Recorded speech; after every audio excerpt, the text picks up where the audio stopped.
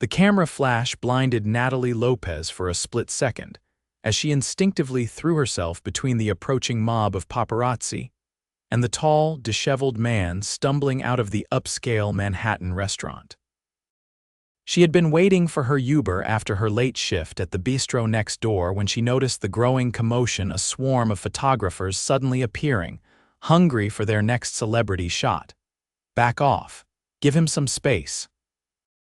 Natalie shouted, spreading her arms wide to create a human barrier. She had no idea who she was protecting, only that the man behind her looked overwhelmed and desperate for escape. "Miss, you don't need to," the stranger started, his deep voice almost drowned out by the shouted questions and camera clicks. "Just keep walking," Natalie instructed without turning around, her 5'4" frame surprisingly effective as she stood her ground. "My car's arriving any minute." "You can share it." The paparazzi grew more aggressive, pushing forward with their cameras. "Mr. Hayes, what's your response to the Artemis merger rumors? Is it true you're selling your stake in Hayes Technologies?" Natalie's eyes widened slightly at the name.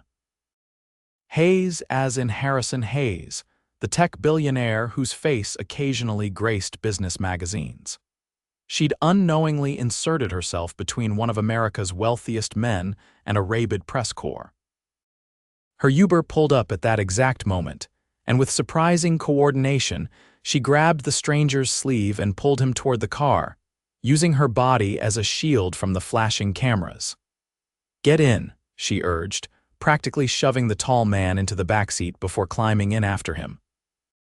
"Where to?" the driver asked, eyeing the commotion outside nervously. "Just drive, please," the man said, his voice steadier now. "Anywhere away from here."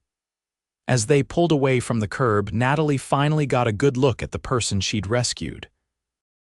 Harrison Hayes was younger than she'd expected, maybe 32, with dark hair that fell across his forehead and intense blue eyes that were currently studying her with a mixture of gratitude and curiosity. "That was unexpected," he said, straightening his expensive suit jacket. "Thank you, Miss Lopez, Natalie Lopez," she replied, suddenly self-conscious in her bistro uniform. "And it was nothing. I hate bullies, and that pack looked like they were about to devour you." Harrison's mouth quirked into a half-smile. "They usually do. I'm Harrison Hayes." "I gathered that from all the shouting," Natalie said dryly. "Sorry if I overstepped. You looked like you needed an exit strategy." "Your timing was impeccable. My security detail was supposed to meet me, but—" He trailed off, checking his phone. Miscommunication. "They're at the wrong restaurant." Natalie nodded, suddenly aware that she was sharing a car with a man worth billions. "Where can we drop you? I'm sure you have places to be." Harrison hesitated, studying her for a moment before asking, "Would you mind if I bought you a coffee?" "It's the least I can do for my unexpected bodyguard." Something in his expression, a hint of vulnerability behind the polished exterior, made Natalie pause. This wasn't how her evening was supposed to go, but there was something genuine in his request. "Sure," she said, surprising herself. "But nothing fancy. There's a decent place a few blocks from my apartment in Brooklyn." Harrison gave the driver the new destination, then leaned back in his seat. "Brooklyn," he repeated, as if testing the word. "I haven't been to Brooklyn in years." "Well," Natalie said with a small smile, "it's changed a bit since the last time you ventured across the bridge, Mr. Billionaire." For the first time that evening, Harrison Hayes laughed, the sound warm and unexpectedly real. "I have a feeling a lot of things are about to change." The coffee shop was a small, cozy place called The Grind, with mismatched furniture and local art on the walls. Natalie noticed Harrison taking everything in, his gaze moving from the chalkboard menu to the eclectic collection of mugs behind the counter. "Not quite the Four Seasons," she said as they found a table in the corner. "It's perfect," Harrison replied, and something in his tone suggested he meant it. "No one will look for me here." They ordered a simple black coffee for him, a chai latte for her, and fell into surprisingly easy conversation. Harrison asked about her job at the bistro, and Natalie explained that she was working there to support herself while pursuing a degree in education. "I want to teach elementary school," she told him. "There's something special about that age. Kids are still curious about everything, still excited to learn." Harrison nodded, a thoughtful expression on his face. "My mother was a teacher before she married my father. She always said it was the most rewarding work she'd ever done." "Was?" Natalie asked gently, noticing his use of past tense. "She passed away when I was in college, cancer." His fingers tightened around his mug. "My father followed 3 years ago, heart attack." "I'm sorry," Natalie said sincerely. "I lost my dad when I was 16, car accident. It's just been my mom and me since then." Something shifted between them, a quiet understanding, a shared experience of loss that cut through the obvious differences in their lives. "What were they saying about you?" Natalie asked, changing the subject. "The photographers. Something about a merger," Harrison sighed, running a hand through his hair. "Artemis Tech has been trying to acquire my company for months. The press caught wind that I met with their CEO today, and rumors are flying." "Are you selling?" "No," Harrison said firmly. "Hayes Technologies is my life's work, but sometimes it's smart to hear what your competitors have to offer." He paused, looking surprised at himself. "I don't usually discuss business with people I've just met." Natalie shrugged. "Maybe it's easier to talk to strangers sometimes. No history, no expectations." Harrison studied her face, his blue eyes intent. "You're not what I expected, Natalie Lopez." "And what did you expect from the random woman who body-blocked paparazzi for you?" His smile returned, transforming his serious face. "I'm not sure, but not someone so real." The word hung between them as they finished their drinks. When they stepped outside, the night had grown cooler and Natalie pulled her jacket tighter around her shoulders. "Let me call you a car," Harrison offered, already reaching for his phone. "It's fine. I can take the subway, it's not far." Harrison looked genuinely concerned. "It's late." "Please, let me make sure you get home safely. It's the least I can do after you rescued me tonight." Natalie hesitated, then nodded. "Okay, thank you."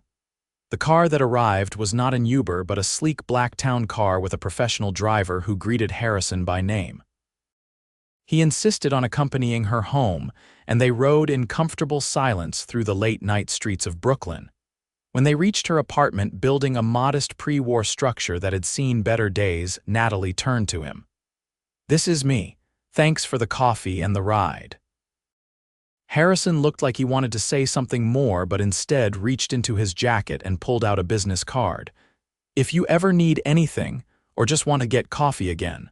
Natalie took the card, tucking it into her pocket with a smile. "Good night, Harrison Hayes." "Good night, Natalie Lopez," he replied, and watched as she disappeared into her building.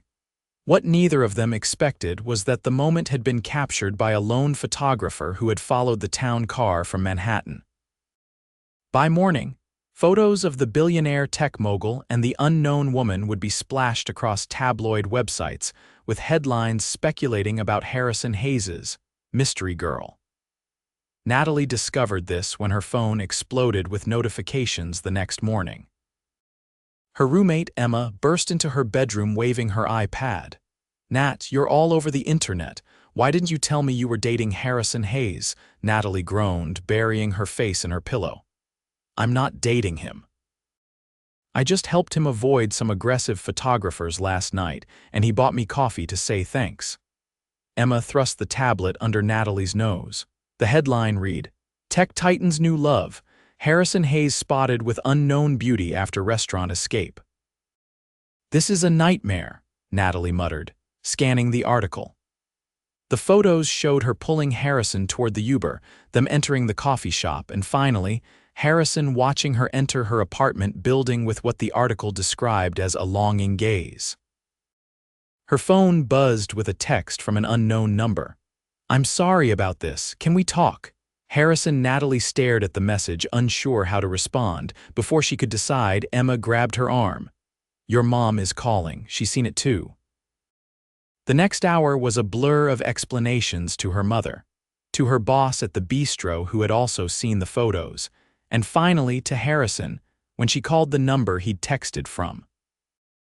"I can issue a statement clarifying that we just met," Harrison offered, his voice tight with what sounded like frustration. "My PR team is waiting for my word." "Will that even help?" Natalie asked, pacing her small bedroom. "Or will it just make things worse?" Harrison was silent for a moment. "I don't know," he admitted. "The press can be relentless when they think they've found a story. I have class in an hour and a shift afterward. I can't deal with photographers following me around." "I understand," Harrison said quietly. "This is my fault. I should have been more careful." Something in his tone, the weight of resignation, as if he was used to connections being severed because of who he was, made Natalie pause. "It's not your fault," she said finally. "Neither of us did anything wrong." She took a deep breath.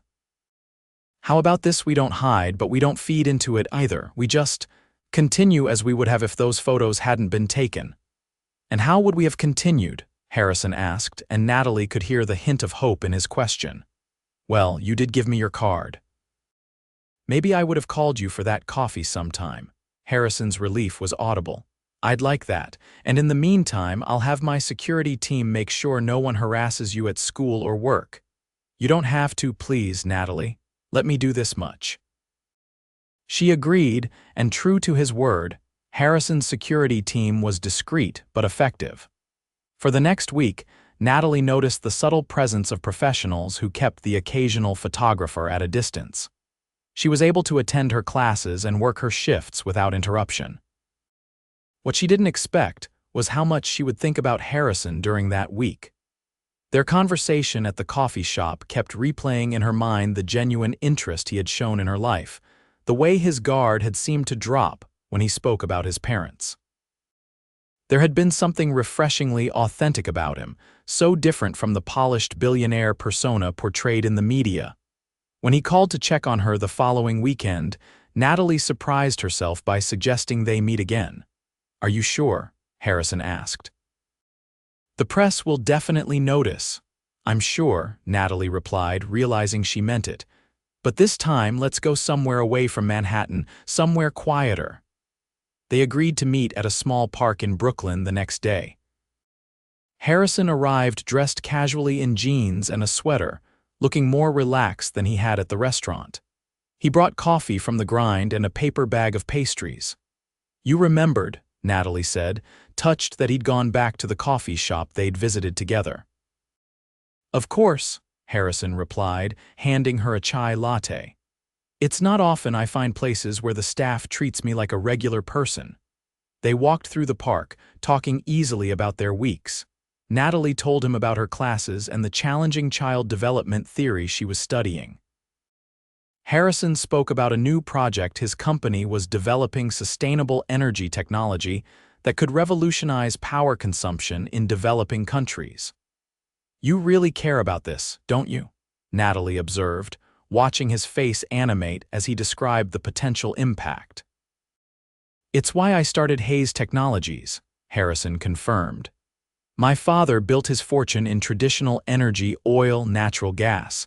I wanted to create something different, something that could help solve problems rather than contribute to them." "Is that why you won't sell to Artemis?" "Because they don't share that vision." Harrison looked impressed by her insight. "Exactly.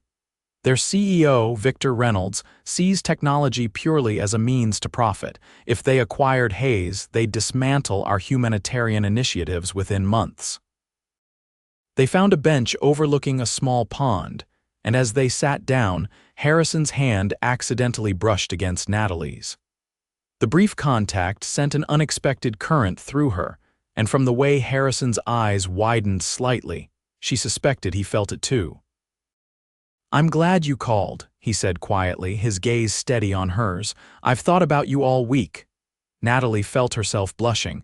"I've thought about you too," she admitted, "which is ridiculous because we barely know each other." "Then let's fix that," Harrison suggested.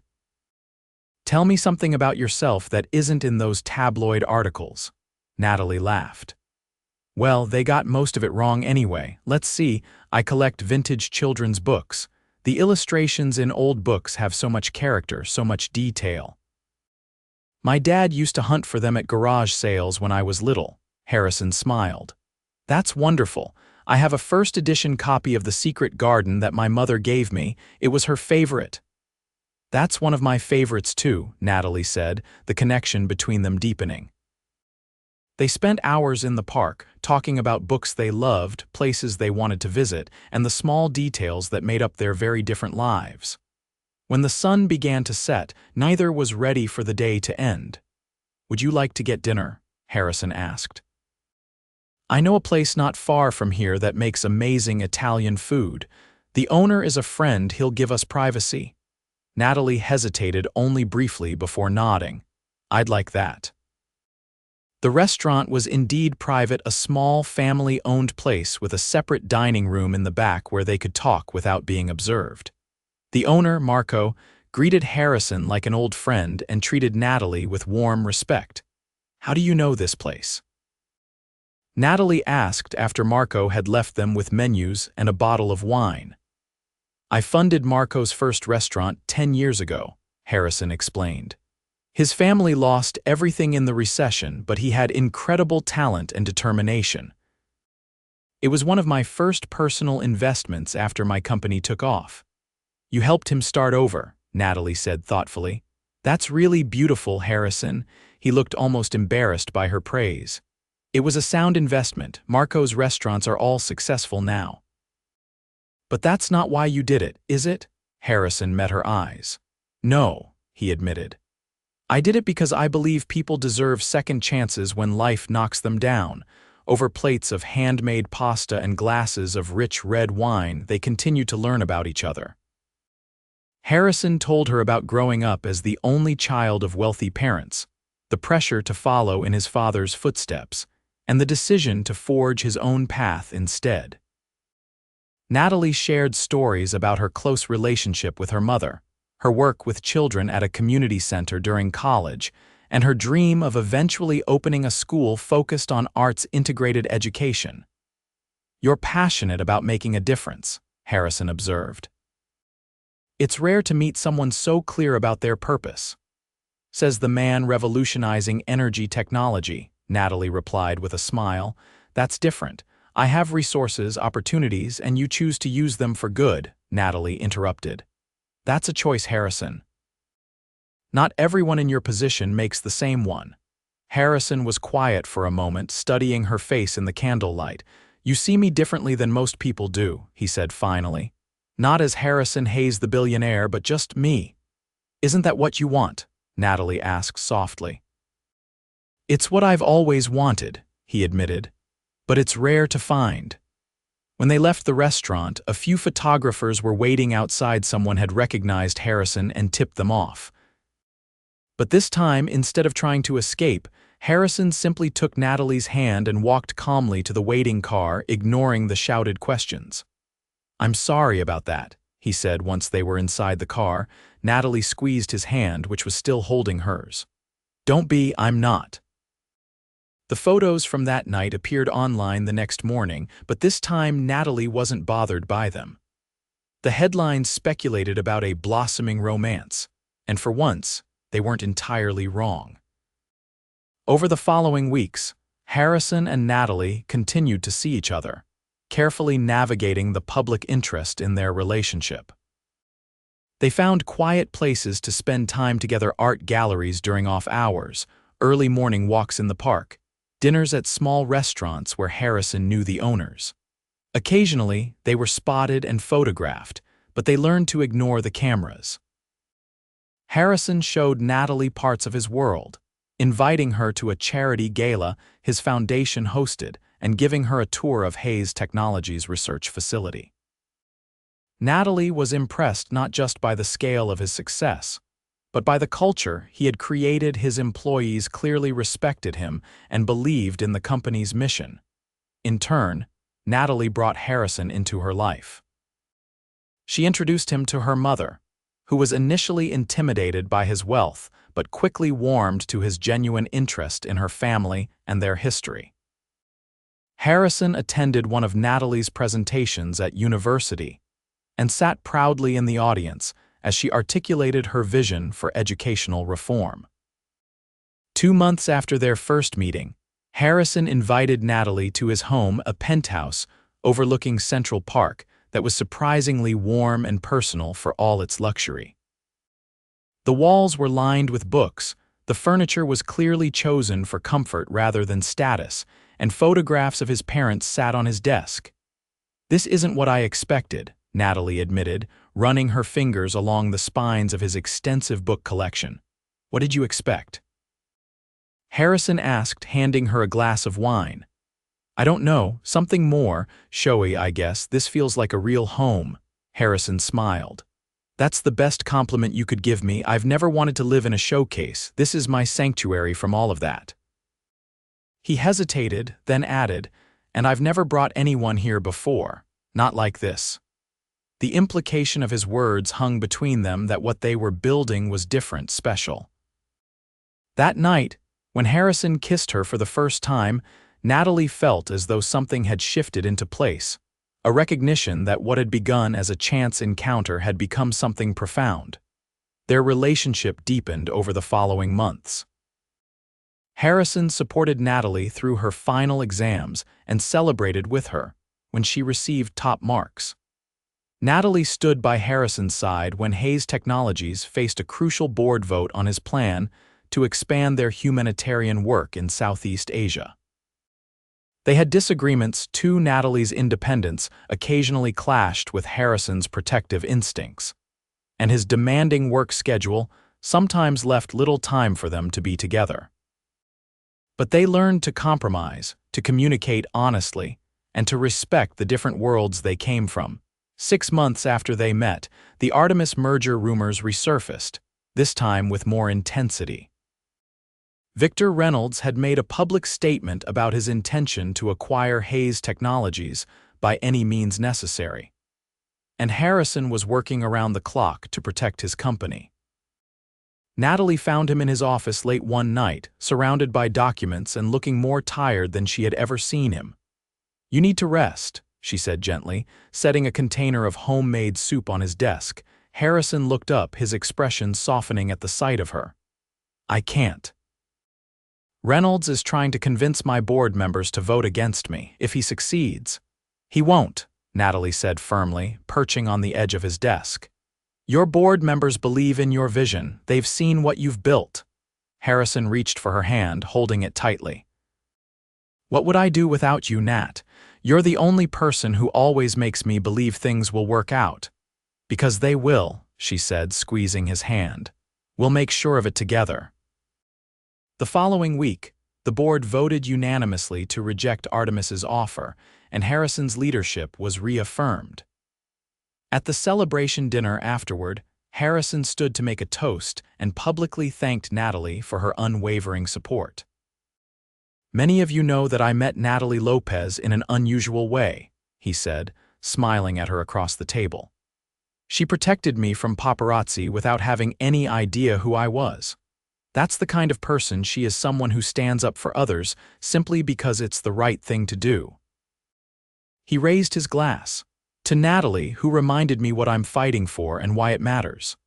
Later that night, as they walked along the Hudson River, Harrison stopped and turned to face Natalie. "I've been thinking about what I said tonight," he began, his voice uncharacteristically nervous. "About you reminding me what matters." Natalie looked up at him, the moonlight reflecting in his eyes. "And what matters, Harrison Hayes?" "Love," he said simply. "Connection, building something meaningful with someone who sees the real you." He took a deep breath. "I love you, Natalie. These past months have been the most genuine, the most alive I've ever felt." Natalie's heart seemed to expand in her chest. "I love you too," she said, the words feeling both momentous and completely natural. "I think maybe I have since that first night at the grind when you talked about your mother being a teacher." Harrison smiled, touching her face gently. "That's when I knew you were special. You saw past everything else to who I really am." "And I like who you really are," Natalie said, leaning into his touch. "Very much." 1 year after their first meeting, Harrison and Natalie returned to the restaurant where it all began, the place where she had first shielded him from the cameras. This time, they entered together openly, No longer concerned about who might be watching, over dessert, Harrison reached into his pocket and placed a small velvet box on the table between them.